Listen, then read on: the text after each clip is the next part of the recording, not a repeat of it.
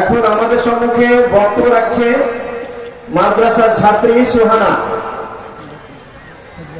আসসালামু আলাইকুম। নাহমাদুহু ওয়া নুসাল্লি আলা রাসূলিহিল কারীম। আম্মা বাদ। ফাউযু বিল্লাহি মিনাশ শাইতানির রাজীম। বিসমিল্লাহির রহমানির রহিম। ইন্নাল্লাযীনা আমানু ওয়া আমিলুস সালিহাতি উলাইকা হুম খায়রুল বারিয়াহ। সমস্ত প্রশংসা সেই মহান রব্বুল আলামিনের জন্য, যিনি আমাদেরকে এই জালসায় উপস্থিত হওয়ার তৌফিক দান করেছেন। সেই রবের সংক্ষিপ্তভাবে প্রশংসা করে থাকি। সকলেই বলি আলহামদুলিল্লাহ। তারপরে তারই প্রেরিত রাসূল মানব ও তার রাসূল সাল্লাল্লাহু আলাইহি ওয়াসাল্লাম এর উপর লক্ষ কোটি দরুদ ও সালাম বর্ষিত হোক। সকলেই বলেন আমিন। আল্লাহুম্মা সাল্লি আলাই, আল্লাহুম্মা বারিক আলাই। মুহতারাম সামিঈন ইকরাম, আজ আমি আপনাদের সামনে ঈমান সম্পর্কে কিছু কথা বলার চেষ্টা করব ইনশাআল্লাহ। ঈমান শব্দটি একটি আরবি শব্দ, যার বাংলা অর্থ হলো বিশ্বাস করা।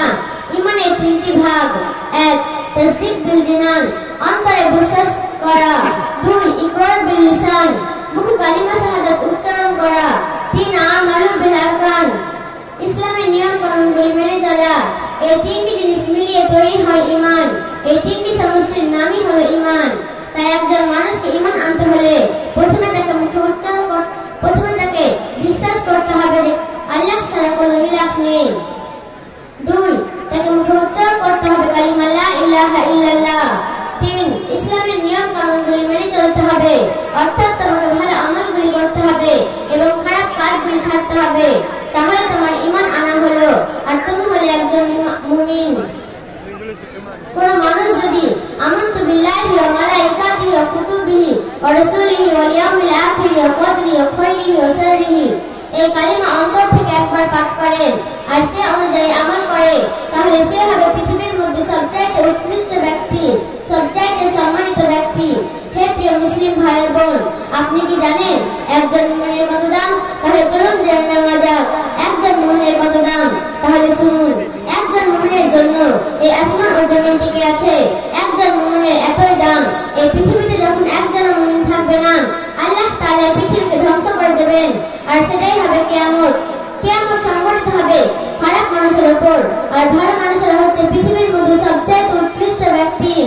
মহান আল্লাহ বলেন, ইন্নাল্লাযীনা আমানু ওয়া আমিলুস সালিহাতি উলাইকা হুম খায়রুল বারিয়াহ।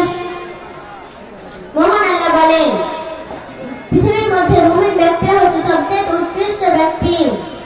এই আয়াতে আল্লাহ তাআলা মুমিনদের প্রশংসা করেছেন যে মুমিনরা হচ্ছে পৃথিবীর মধ্যে সবচেয়ে উৎকৃষ্ট ব্যক্তি, আর যারা ঈমান আনবে না তারা পৃথিবীর মধ্যে সবচেয়ে নিকৃষ্ট প্রাণী। তারা ঈমান না আনার কারণে কাফের, আর কাফের কোনদিন জান্নাতে যেতে পারবে না, তারা থাকবে জাহান্নামে, আর মুমিন ব্যক্তিরা থাকবে জান্নাতে। হে প্রিয় মুসলিম ভাই বোন, আমরা কিভাবে জানবো আমরা মুমিন? তাহলে চলুন জেনে নেওয়া যাক ঈমান মাপার যন্ত্রটি কি। সেই যন্ত্রটি রাসূল আমাদেরকে দিয়ে গেছেন।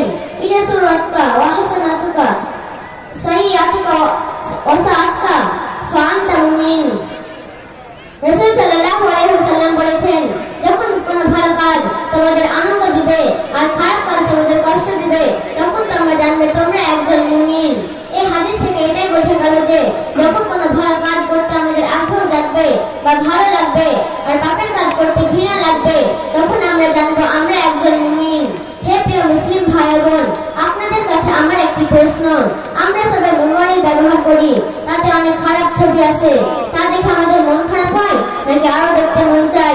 যদি মন খারাপ হয় তাহলে আপনি জানবেন আপনি একজন খাঁটি মুমিন।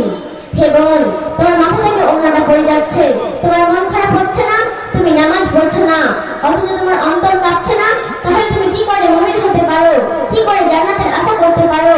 হে বোন, আমি তোমাকেই বলছি তোমার ঈমান দুর্বল হয়ে গেছে, ঈমানকে বাড়াতে হবে। সেই মহিলা হযরত খানসা রাদিয়াল্লাহু তাআলা আনহার মতো। হযরত খানসা রাদিয়াল্লাহু তাআলা আনহা ঈমানের কারণে রাসূল সাল্লাল্লাহু আলাইহি ওয়াসাল্লামের ভালোবাসায় তার 4 ছেলেকে যুদ্ধের ময়দানে পাঠিয়েছিলেন এবং তার 4 ছেলেই শহীদ হয়েছিল।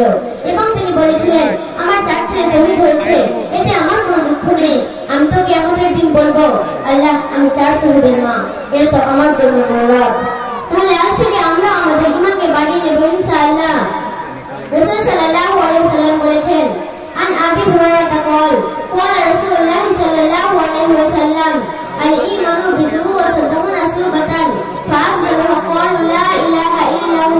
وأدناها إماتة الأذى عن الطريق والحياء شعبة من الإيمان।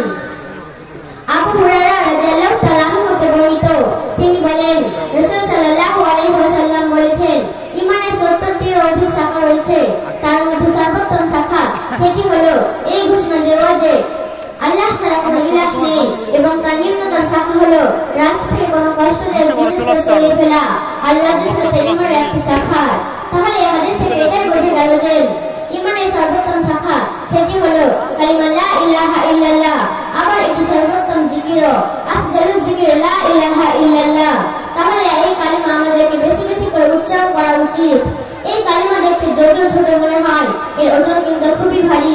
আসমান ও জমিনকে যদি এক পাল্লায় রাখা হয় আর এই কালিমাকে যদি আরেক পাল্লায় রাখা হয়, তাহলে এর ওজন বেশি ভারী হবে। সুবহানাল্লাহ। তাহলে আজ থেকে আমরা এই কালিমা বেশি বেশি করে উচ্চারণ করব ইনশাআল্লাহ। এই হাদিসে আরো অনেক কথা বলা হয়েছে, যেমন রাস্তা থেকে কোনো কষ্টদায়ক জিনিসকে সরিয়ে ফেললে আমাদের নেকি হবে ও আমাদের পরিবেশ সুন্দর হবে। হে প্রিয় মুসলিম ভাই বোন, আমাদের ঈমান বাড়ানোর সময় এসেছে, তাই আমাদেরকে ঈমান বাড়াতে হবে। মহান আল্লাহ বলেন, ওয়াইজা তুলিয়াত আলাইহিম আয়াতুহু জাদাতহুমুল ঈমান। যখন তাদের সামনে আল্লাহর কালাম পাঠ করা হয়, তখন তাদের ঈমান বেড়ে যায়, কারণ তারা আল্লাহর কালাম শুনবে ও বুঝবে যে আল্লাহ তাদেরকে কি আমল করতে বলেছেন, আর এই আমলের কারণে তাদের ঈমান বেড়ে যাবে। তাই আজ থেকে আমরা বেশি বেশি করে কালিমা উচ্চারণ করব তাই আজ থেকে আমরা বেশি বেশি করে কুরআন পাঠ করব ইনশাআল্লাহ। মহান আল্লাহ বলেন, আল্লাযী ইউকিমুনাস সালাতা ওয়া মিম্মা রাযাকনাহুম ইউনফিকুন। আমি তাদেরকে যা কিছু দিয়েছি, যারা নামাজ কায়েম করে, আর আমি তাদেরকে যা কিছু দিয়েছি তা থেকে তারা খরচ করে।